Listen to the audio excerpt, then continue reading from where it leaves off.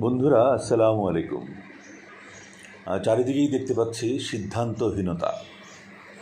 এই সিদ্ধান্তহীনতা একটি জাতিকে ডুবিয়ে দেওয়ার জন্য যথেষ্ট, একটি জাতিকে মেরে ফেলার জন্য যথেষ্ট।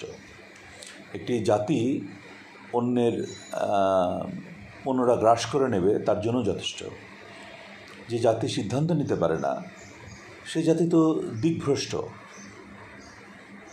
এত কথাগুলো বলছি এই জন্যেই যে আজ 105 দিন হয়ে গেল হাসিনা সরকারের পতন হয়েছে, স্বৈরাচারী সরকারের পতন হয়েছে।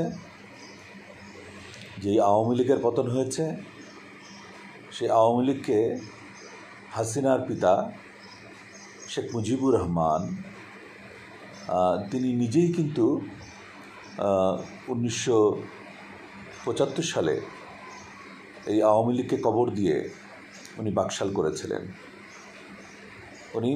করেছিলেন এবং তখন আওয়ামী লীগ ছিল না, সবাই বাকশালে যোগদান করেছিল।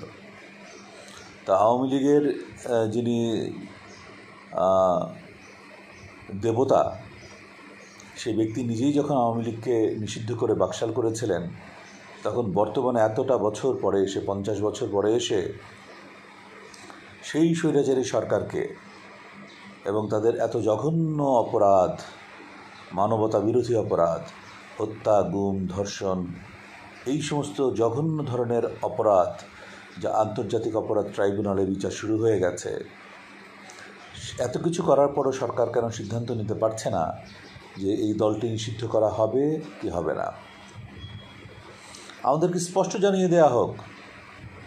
আর সরকার যদি সিদ্ধান্ত নিতে না পারে তাহলে আমার মনে হয় ভেরি সিম্পল, এই যতগুলো দল রেজিস্টার্ড আছে এই নির্বাচন কমিশনে, ধরে নিলাম 30টি দল, 30টি দলের থেকে ভোট নেওয়া হোক। 30টি, যেমন বিএনপি একটা ভোট না, যেমন সবচেয়ে ছোট দল যেটি আছে ধরে নিলাম দলটির নাম এ, সেই এ দলে কোনো এক সময় নির্বাচনে অংশগ্রহণ করেছিল অথবা এখনও করেনি, ধরে নেওয়া হোক যে সারা বাংলাদেশে তারা 1 লক্ষ ভোট পাবে। তাহলে সেই প্রপোর্শনেট হারে যদি আওয়ামী লীগকেও ভোট দেওয়ার সুযোগ দিতে হবে এখানে, যে প্রপোর্শনেটলি যে আওয়ামী লীগ এই বাংলাদেশে 3 কোটি মানুষ আওয়ামী লীগ করে, তাহলে আওয়ামী লীগ 300টা ভোট দেওয়ার সুযোগ পাবে।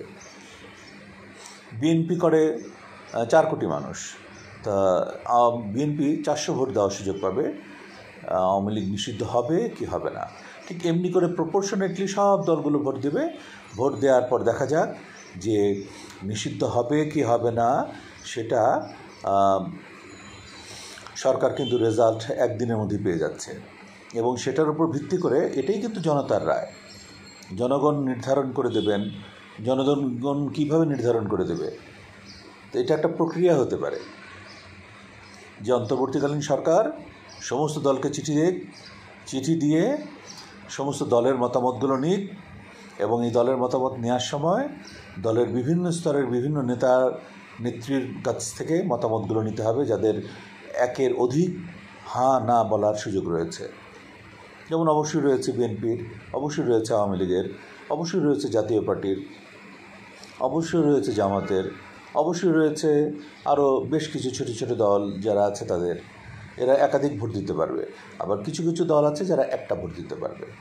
এটা হয়ে যাক, এটা হয়ে গেলে আমার মনে হয় খুব অল্প কয়েকদিনের মধ্যেই সরকার সিদ্ধান্ত নিয়ে নিতে পারবেন। সিদ্ধান্ত নিয়ে একটা অ্যাডমিনিস্ট্রেটিভ অর্ডারেই এটা হ্যাঁ থাকবে কি থাকবে না, বাতিল হয়ে যাবে, সে সিদ্ধান্ত নিতে পারেন। অথবা এই যে এখনও খসড়া পর্যায়ে আছে আন্তর্জাতিক অপরাধ ট্রাইব্যুনালের যে রিফর্ম করা হয়েছে বিচারিক প্রক্রিয়া, আইন, বিধিমালা, সেখানে ঢুকিয়ে দিয়ে ব্যক্তিকে যেমন বিচার করা হচ্ছে তেমনি দলকেও বিচার করা যেতে পারে। এছাড়াও দেশে অন্যান্য আরও অনেক আইন আছে, যেই আইন প্রয়োগ করা হয়নি সেগুলোকেও সামনে নিয়ে আসা যেতে পারে। শুধুমাত্র যখন যে ব্যক্তি অথবা দল, রাজনৈতিক দল গণহত্যা সংগঠিত করবে বলে প্রমাণিত হয়, তাদেরকে নিষিদ্ধ করার জন্য সেই সমস্ত আইন প্রয়োগ করা যেতে পারে। তো এখানে যেমন একদম সিদ্ধান্তহীনতায় ভুগছে যে জাতীয় পার্টি থাকবে কি থাকবে না, আওয়ামী লীগ থাকবে কি থাকবে না, আওয়ামী লীগের শরিক অঙ্গ সংগঠনগুলো থাকবে কি থাকবে না, এত কনফিউশনে থাকার কিচ্ছু নাই। আপনারা সিম্পল হা না ভোট রাজনৈতিক দলগুলোর প্রতিনিধিদের মাধ্যমে নিয়ে নেন। আপনারা প্রয়োজন হলে বিএনপির 100 লোককে ডাকেন, আওয়ামী লীগের প্রপোর্শনেটলি সেরকমভাবে ডাকেন 70 জন 80 জন, তারপর যে যতগুলো অন্য কোনো দল তাকে ডাকেন 2 জন, ডেকে আপনারা একটা বিশাল রুমে সবাইকে ইন্ডিভিজুয়ালি ভোট দিতে বলেন। তাহলে কেউ জানবে না কে হ্যাঁ বললো কে না বললো। সেভাবে করে নিয়ে আপনারা রেজাল্ট ঘোষণা করে দেন। এটা একটা হতে পারে। আরেকটা হচ্ছে নির্বাচন পদ্ধতি কী হবে সেটা নিয়ে তুমুল বিতর্ক চলছে। যত বেশি বিতর্ক হবে, আলোচনা হবে, তত বেশি জটিল হবে এবং সমস্যার সমাধানের দিকে আমরা কোনো দিন যেতে পারবো না। আমরা যেতে পারি নাই। আমরা 71-এ যেমন ডায়লগ করে পুরো মার্চ মাস কাটিয়ে দেওয়া হয়েছে, সমস্যার সমাধান হয়নি, তেমনি বিভিন্ন সময়ে আওয়ামী লীগ বিএনপি যে সমস্ত ডায়লগে বসেছে, বিভিন্ন সময় ক্রিটিক্যাল পয়েন্টসে ডায়লগ দিয়ে কোনো সমাধান হয়নি। সুতরাং কোনো আলোচনা করে এখানে খুব একটা সমাধান হবে বলে আমি মনে করি না। কিছু স্পেসিফিক সিদ্ধান্ত নিয়ে আলোচনায় বসতে হবে যে আমরা এই করতে চাই, আপনাদের কি মতামত লিখিতভাবে দেন। সো সেটা নিয়ে আপনারা আবার রিভাইজ করে আবার ডেকে আপনারা নির্বাচন কমিশনকে পুনর্বিন্যাস করেন। নির্বাচন কী পদ্ধতিতে হবে সেটা ঠিক করে ফেলেন। তবে আমার ব্যক্তিগত মতামত হচ্ছে সংখ্যানুপাতিক হারে অবশ্যই আগামী 2টো নির্বাচনে করা যাবে না। কারণ এটা করলে যারা যেই দল সরকার গঠন করবে তারা কখনোই থাকতে পারবে না দলে। 3 মাস 6 মাসের মধ্যেই বারবার সরকার ভেঙে যাবে।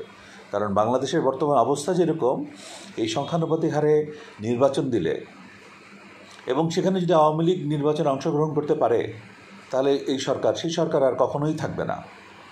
কারণ বিএনপি 45% সংখ্যানুপাতিক হারে যদি আসন পায়,